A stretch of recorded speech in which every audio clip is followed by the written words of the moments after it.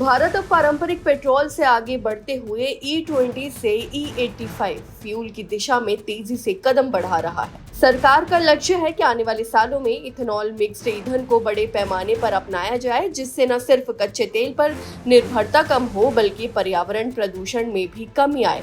आपको बता दें कि E20 फ्यूल, जिसमें 20% इथेनॉल मिलाया जाता है, पहले ही देश के कई हिस्सों में लागू किया जा चुका है और अब धीरे धीरे E85 जैसे हाई इथेनॉल फ्यूल की ओर बढ़ने की तैयारी चल रही है। जी हाँ, एक्सपर्ट्स का मानना है कि ये बदलाव किसानों के लिए भी फायदेमंद साबित हो सकता है, क्योंकि इथेनॉल उत्पादन गन्ना और अन्य कृषि उत्पादों से जुड़ा है। हालांकि इस बदलाव के साथ इंजन अनुकूलता, इंफ्रास्ट्रक्चर और सप्लाई चेन जैसी चुनौतियां भी सामने आ सकती हैं। ऑटोमोबाइल सेक्टर को भी नई तकनीक के अनुसार खुद को ढालना होगा, क्योंकि सरकार का दावा है कि ये कदम ऊर्जा सुरक्षा और ग्रीन एनर्जी ट्रांजिशन के लिए बेहद अहम है।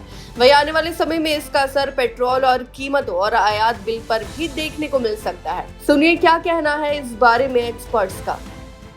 ये देखते हुए कि भारत की 87-88% क्रूड की जरूरत आयात से पूरी होती है, E20 एक वरदान की तरह है। इसका सीधा अर्थ है कि 20% एथेनॉल फ्यूल में मिलाया जाता है, यानी कि 20% हमारी आयात की जरूरत एथेनॉल से पूरी होती है और इसका इस्तेमाल किया भी जा रहा है। पहले इसके बारे में अंदेशा था कि गाड़ी को नुकसान करता है, इससे फ्यूल कंजम्पशन बढ़ती है वगैरह वगैरह। मुझे लगता है वो सब के सब अंदेशे दूर हो चुके हैं। E85 में बात करें तो अभी इसको एक हाइब्रिड फ्यूल की तरह इंट्रोड्यूस किया जा रहा है, यानी कि 85% एथेनॉल। इसमें थोड़ी सी अभी चैलेंजेस हैं।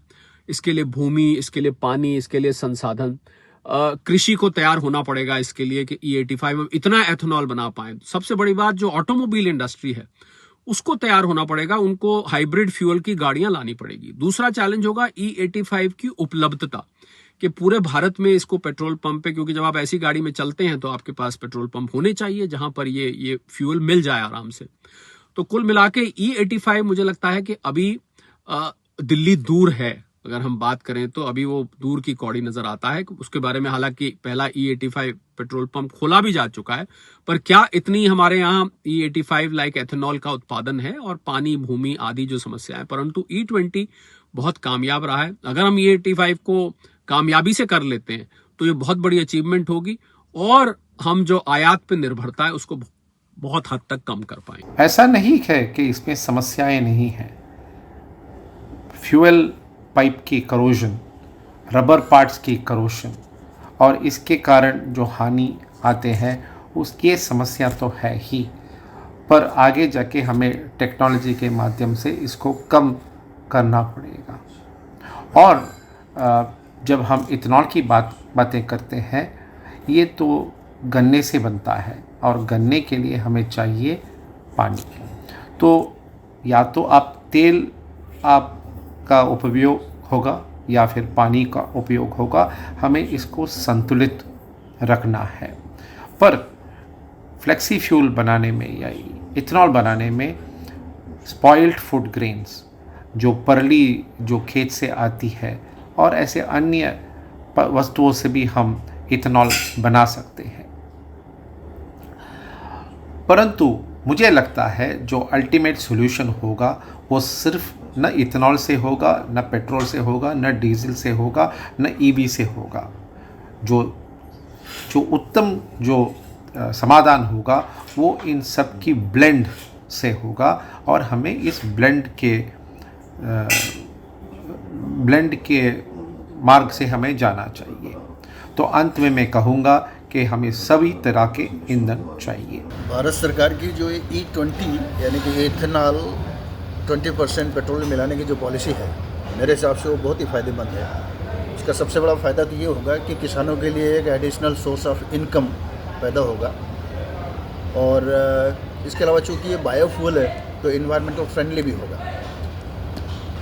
इसके अतिरिक्त जैसे मक्का है, चावल है और अपना मेजर तो ये गन्ना है, इनके प्रोसेसिंग से इवन डिस्टिलेशन, बॉटलिंग और ट्रांसपोर्टेशन, इससे जो एक माइक्रो इंटरप्राइजेस गांव में उभर के आएंगे, उससे बहुत बड़ा रोज़गार ग्रामीण युवाओं को मिलेगा।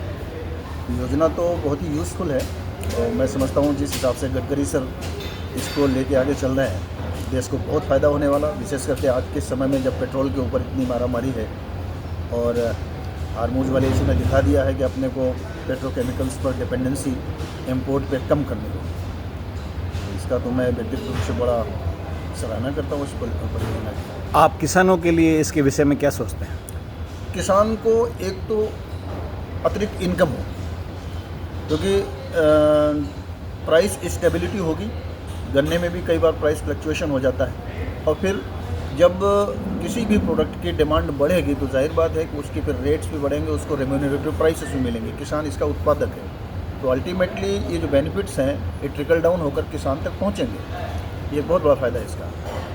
और आपके ग्रामीण युवाओं को, यानी किसान के परिवार के बच्चों को ही रोज़गार मिल सकता है अगर वो इसका fermentation, distillation, bottling, transport, mixing, इसमें एक यूनिट तैयार कर सकते हैं। एक एंटरप्राइज, एक उद्योग, छोटा उद्योग भी पैदा हो सकता है। भारत सरकार की ये जो पॉलिसी है जिसमें 20% इथेनॉल पेट्रोल में मिलाएंगे, ये पॉलिसी बहुत ही सराहनीय है, क्योंकि इसका सबसे पहला और सीधा फ़ायदा किसानों को मिलने वाला है।